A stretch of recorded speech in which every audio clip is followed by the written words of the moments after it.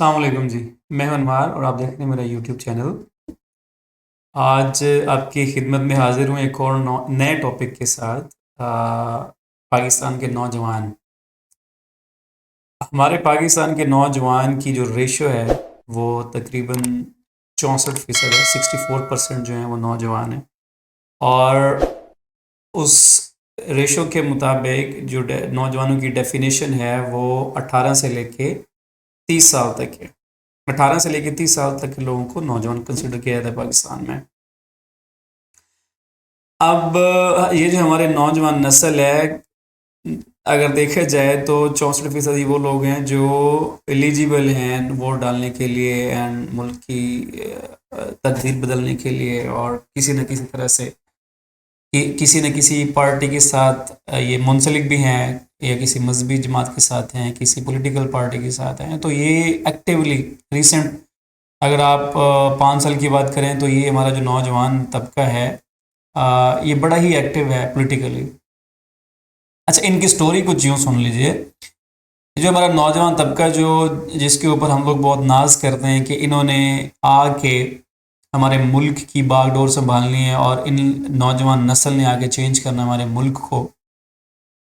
अब नौजवान की इनकी स्टोरी ये है कि ये खुद, इनके अगर आप अपनी ज़िंदगियों में नज़र डालें तो ये खुद बेचारे जाके 27 साल की उम्र में, आलमोस्ट 25 से 27 साल की उम्र तक जाके ये इंडिपेंडेंट होते हैं, घर से निकलते हैं, घर वालों के खर्चों से खुद कमाना शुरू करते हैं, इंडिपेंडेंट होते हैं।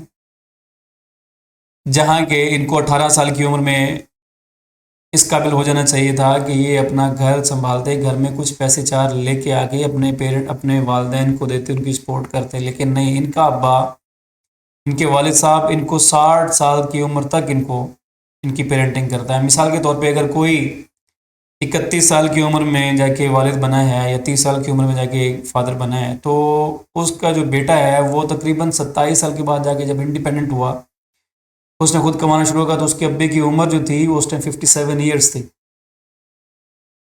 अब उस दौरान उसने बचपन से लेके उसको पालने पोसने तक स्कूल में पढ़ाया, कॉलेज में पढ़ाया, यूनिवर्सिटी में पढ़ाया। जब यूनिवर्सिटी से बाहर निकला तो उसके साल 1.5 साल वो जो इंटर्नशिप उसने की जॉब के नाम पे, वो उसके खर्चे उठाए। उसके बाद जब वो इंटर्नशिप के बाद उसकी जॉब स्टार्ट हुई तो 40-50 हज़ार इतनी उसकी जॉब स्टार्ट हुई, तो उसकी इनकम आने के बाद भी जो उसकी, जब तक वो स्टेबल नहीं हो सका, जब तक उसकी जो इनकम है मंथली वो इतनी नहीं हो सकी कि वो जो है अपने खर्चों से निकल के कोई 4 पैसे घर आके दे, तब तक उसके बाप ने उसकी परवरिश की। और यही नौजवान हैं जिन्होंने आके मुल्क की बागडोर संभालनी होती। ठीक है।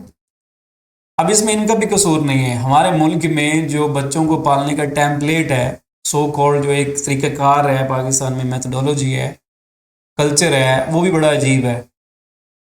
स्कूल कॉलेज तक तो समझ आती है कि पेरेंट के ऊपर बच्चा डिपेंडेंट हो, लेकिन फिर जैसे ही वो यूनिवर्सिटी जाने लगता है, यूनिवर्सिटी में भी उसको पढ़ाते हैं। उसके पैसे, उसकी फीसें, उसके कपड़ों का खर्चा, उसकी किताबों का खर्चा, उसके कैफेज का खर्चा, दोस्तों के साथ पार्टियों का खर्चा, उसकी गाड़ी का खर्चा, पेट्रोल का खर्चा, उसकी जो उसने जो खुद को मेंटेन रखना है, वो भी सारे के सारा पेरेंट्स के ऊपर होता है।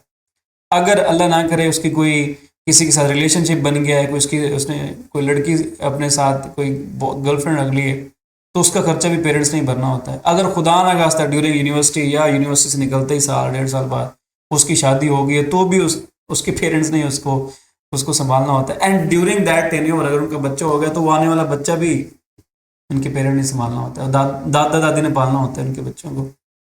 ये हाल है, ये हाल हमारा कल्चर है। तो इसमें क्या नौजवान सीखेगा कि मैंने ज़िंदगी में स्टेबल कैसे होना है? क्या वो जो नौजवान है जो जिसने आके मुल्क संभालना है, वो खुद बेचारा स्टेबल नहीं है, वो क्या आगे मुल्क को स्टेबल करेगा? क्या आके हमारे हालात संभालेगा? क्या वो डिसाइड करेगा कि मुल्क के लिए क्या ठीक है, क्या गलत है? तो दोस्तों, जो अभी यंग पेरेंट्स हैं, जो तो अब नौजवान बन चुके हैं, लेकिन जो यंग पेरेंट्स हैं, हम जैसे जो लोग हैं उनको कोशिश ये करनी चाहिए कि अपने बच्चों की जो परवरिश है या ऐसा एक कल्चर अडॉप्ट करें कि बच्चों को अर्ली एज में उनके ऊपर रिस्पॉन्सिबिलिटी डालें। ठीक है आपके पास पैसे होंगे, ठीक है आप वेल ऑफ होंगे, आपके पास बड़ी बड़ी अमाउंट होगी, आपके पास बड़े बैंक बैलेंस होगा, ज़मीनें होंगी, जायदाद होंगी, लेकिन ये उस बच्चे के लिए और हमारी आने वाली नस्लों के लिए ये बड़ा ज़रूरी है कि उस बच्चे को बहुत जल्दी इंडिपेंडेंट किया जाए और वो अपनी ज़िंदगी के फैसले खुद करे, अपने आप को स्टेबल करे, छोटी एज में कमाना शुरू करे, छोटी एज में मिच्योर हो, छोटी एज में बड़े बड़े डिसीजंस ले, तो फिर जाके हम लोग किसी न किसी हमारा मुल्क जो है ना या हमारे मुआशरे का या हमारी कौम का कुछ ना कुछ बनेगा। 26-26 साल 25-27-27 साल तक हम लोग पापा के प्रिंस और पापा की प्रिंसेस होते हैं, तो बाकी 3 साल जो हमारी यूथ की हैं उसको, जो यंग एज के हैं या जो नौजवानी के 3 साल हैं, उसमें हमने क्या तीर मार लेना है। सो इस सारी बात का लुब्बे लुबाब ये है कि मैं बात इस पे आपको लेके आना चाह रहा हूँ कि कोशिश करें अपने बच्चों को, उनकी परवरिश इस तरह करें कि उनको आपने इस कौम का मेमार बनाना है, और खाली कौम का मेमार नहीं बनाना, आपने एज अ मुस्लिम आपकी रिस्पॉन्सिबिलिटी आपके ऊपर आयद होती है कि आपने अपने बच्चे की ऐसी तरबियत करनी है, बच्चे को इस काबिल बनाना है कि वो दुनिया के साथ साथ दीन की भी खिदमत कर सके। हम लोग दुनियावी तौर पे तो कमज़ोर हैं ही हैं, लेकिन दीन को भी हमने इतना पीछे छोड़ दिया हुआ है कि खुदा न खास्ता हमारे इस ज़माने में, हमारी यंग एज में ही इमाम महदी का वक्त आ गया, हदीसा का वक्त आ गया, दज्जाल का वक्त आ गया, तो हम क्या करेंगे? हम लोग उस वक्त के लिए रेडी हैं जो उस टाइम पे हमारे हमसे रिक्वायर होगा। पहले तो हमें ये भी नहीं पता कि उनके वक्त पे जो जो टाइम आएगा, उनका इमाम महदी का टाइम आएगा, तीसा का टाइम आएगा या दज्जाल का टाइम आएगा, तो उस वक्त से हमसे क्या डिमांड होगी, पहले तो हमें ये भी नहीं पता होगा। कैसे पता होगा? क्योंकि 26-27 साल तक तो हम वैसे ही कंफ्यूज हैं एज ए नौजवान कि मैंने करना क्या है ज़िंदगी में।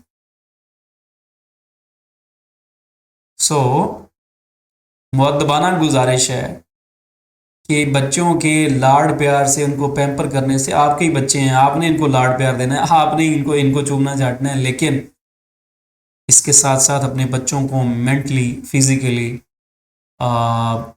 साइकोलॉजिकली इनको स्ट्रॉन्ग बनाएं।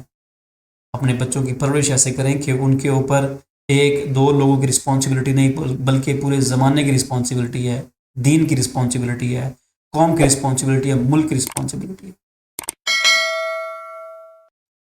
तो जनाब, मैं उम्मीद करता हूँ कि आपको मेरी बात समझ आई होगी। अगर आपको मेरी बात समझ आई है तो मेरा चैनल ज़रूर सब्सक्राइब कीजिए, क्योंकि मैं ऐसे ही टॉपिक लेके आगे आपका सर खाता रहूँगा और नई नई वीडियोस बनाता रहूँगा। सो अगली वीडियो तक इजाज़त दीजिए। अल्लाह हाफ़िज़।